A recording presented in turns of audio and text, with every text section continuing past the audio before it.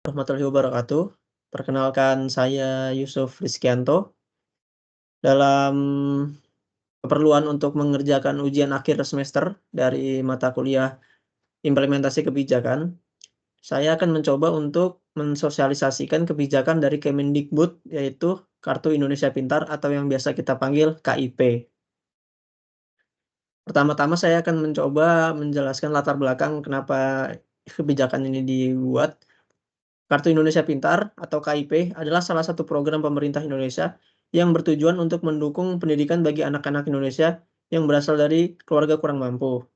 Program ini diluncurkan sebagai bagian dari upaya untuk meningkatkan akses dan kualitas pendidikan, mengurangi angka putus sekolah, dan meningkatkan tingkat partisipasi pendidikan di semua jenjang pendidikan.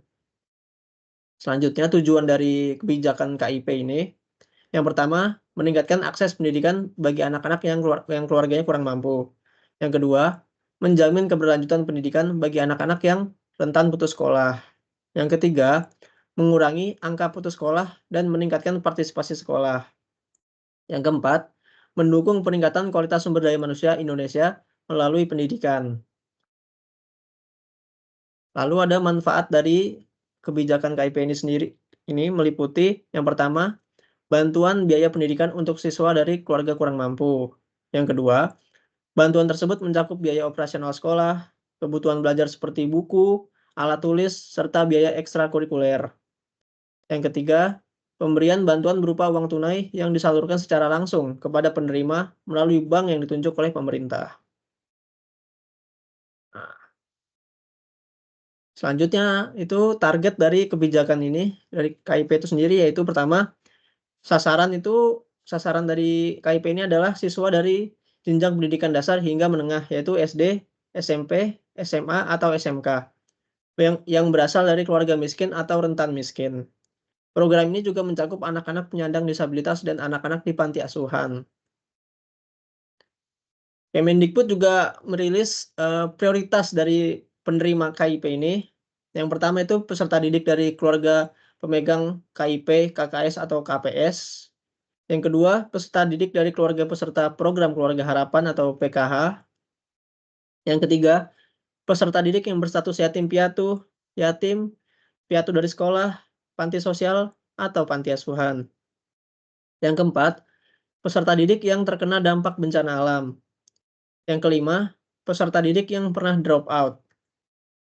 Yang keenam, peserta didik yang keluarganya miskin atau rentan miskin yang terancam putus sekolah atau peserta didik dengan pertimbangan khusus lainnya, seperti yang pertama, kelainan fisik, korban musibah dari orang tua yang PHK, korban dari daerah konflik keluarga yang terpidana atau yang berada di lapas, memiliki lebih 3 saudara yang tinggal serumah. Yang selanjutnya, SMK yang menempuh studi keahlian kelompok bidang, yaitu pertanian, perikanan, peternakan, kehutanan, dan pelayaran atau kemaritiman. Yang ketujuh, peserta pada lembaga khusus atau satuan pendidikan non-formal lainnya. Ini prioritas-prioritas dari Kemendikbud. Nah, lalu bagaimana caranya sih mengakses dari program KIP ini, SOP-nya? Nah, prosedur operasionalnya untuk mengakses KIP yang pertama, pendataan calon penerima. Calon penerima KIP itu didata oleh sekolah berdasarkan kriteria yang telah ditetapkan. Data ini kemudian diverifikasi oleh Dinas Pendidikan setempat. Yang selanjutnya, penerbitan KIP. Setelah data diverifikasi, KIP diterbitkan oleh pemerintah pusat dan didistribusikan kepada siswa melalui sekolah. Yang ketiga, pengaktifan KIP. Siswa penerima KIP harus mengaktifkan kartu tersebut di bank yang telah ditunjuk, biasanya Bank Rakyat Indonesia atau Bank Nasional Indonesia, dengan membawa dokumen yang diperlukan. Yang keempat, penggunaan dana. Dana bantuan yang telah ditransfer ke rekening siswa dapat digunakan untuk membayar biaya pendidikan dan kebutuhan sekolah lainnya. Siswa wajib menyimpan bukti penggunaan dana. Lalu apa saja sih tugas yang perlu diingat oleh Dinas Pendidikan dalam membantu proses aktivisasi KIP ini? Yang pertama, Dinas Pendidikan itu harus berkoordinasi dengan sekolah, SKB, PKBM, PLK, untuk menjaring penerima KIP tepat sasaran dan tepat waktu. Yang kedua, mendorong kepala sekolah atau operator agar memasukkan data penerima KIP ke dalam Dapodik. Yang ketiga, mengusulkan nama peserta didik, penerima KIP, dan SKB, PKBM, BLK ke direktorat terkait. Nah, ini untuk pengaduan program Indonesia Pintar itu bisa dilihat ininya, call center-nya atau website-nya. Selanjutnya itu ada kualifikasi dan persyaratan untuk mendapatkan KIP. Untuk kualifikasinya, yang pertama, keluarga yang kurang mampu. Siswa berasal dari keluarga yang tercatat dalam Data Terpadu Kesejahteraan Sosial atau DTKS, atau keluarga yang memiliki surat keterangan tidak mampu (SKTM) dari kelurahan atau desa. Selanjutnya itu adalah siswanya aktif, siswa yang masih aktif belajar di jenjang pendidikan SD, SMP, SMA, atau SMK. Yang ketiga, usia sekolah, anak-anak usia sekolah yang belum mendapatkan layanan pendidikan formal.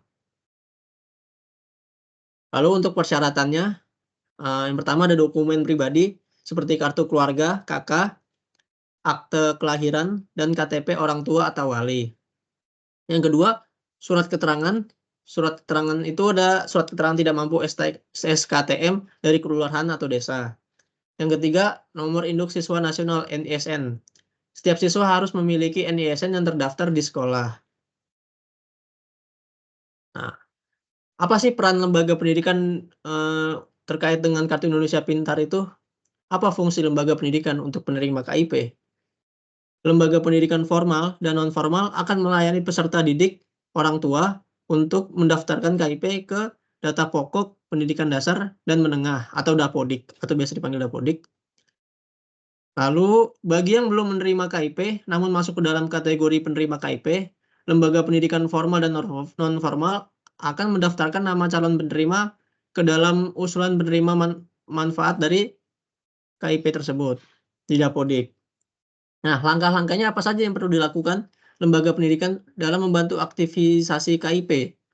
Yang pertama, mendata dan mengkonfirmasikan penerima KIP untuk membawa KIP ke sekolah atau sanggar kegiatan belajar atau biasa disebut KIB, pusat kegiatan belajar mengajar masyarakat PKBM, tempat kursus dan pelatihan serta balai latihan kerja atau BLK. Yang kedua, memasukkan data penerima KIP ke dalam Dapodik. Nah, yang ketiga, lembaga pendidikan formal dan non-formal melayani penerima non-KIP dengan kriteria sebagai berikut. Pertama, anak dari keluarga peserta program keluarga harapan atau disebut PKH. Yang kedua, anak dari keluarga penerima KKS yang tidak menerima KIP. Yang ketiga, anak yatim piatu dari panti asuhan atau panti sosial. Yang keempat, anak berusia 6-21 tahun yang tidak bersekolah. Yang kelima, anak dari keluarga yang tidak mampu atau rentan putus sekolah. Nah, ini untuk diseleksi dan diusulkan ke dalam penerima manfaat KIP di Dapodik. Lalu apa peran lembaga pendidikan terakhir untuk Kartu Indonesia Pintar? Yang terakhir itu khusus untuk SKB, PKBM, BLK agar segera mengusulkan penerima KIP atau usulan nama penerima manfaat PIP langsung ke Dinas Pendidikan. Nah, dalam hal ini diharapkan peran lembaga pendidikan mampu berkoordinasi dengan satu sama lain untuk menunjang membantu masyarakat mengakses kebijakan KIP tersebut. Nah, lalu kesimpulan dari kebijakan ini yang bisa saya ambil atau saya tangkap, dengan adanya Kartu Indonesia Pintar, pemerintah itu berharap dapat memastikan setiap anak Indonesia itu mendapatkan kesempatan yang sama untuk mengenyam pendidikan tanpa terkendala biaya. Program ini juga diharapkan dapat menciptakan generasi muda yang lebih berkualitas dan kompetitif di masa depan. Dan diharapkan itu masyarakat itu tidak menyalahgunakan ya Kartu Indonesia Pintar ini, karena ada beberapa kasus dana dari KIP ini digunakan untuk bukan kegiatan sekolah gitu. Kalau misalnya memang melanggar dan ketahuan oleh pihak dari pemerintah, itu KIP-nya itu akan dicabut dan tidak bisa digunakan lagi oleh pelaku pelanggar tersebut. Jadi harap digunakan secara bijak ya, jangan sampai salah menyalahgunakan. Itu saja yang bisa saya sampaikan. Terima kasih atas waktunya. Assalamualaikum warahmatullahi wabarakatuh.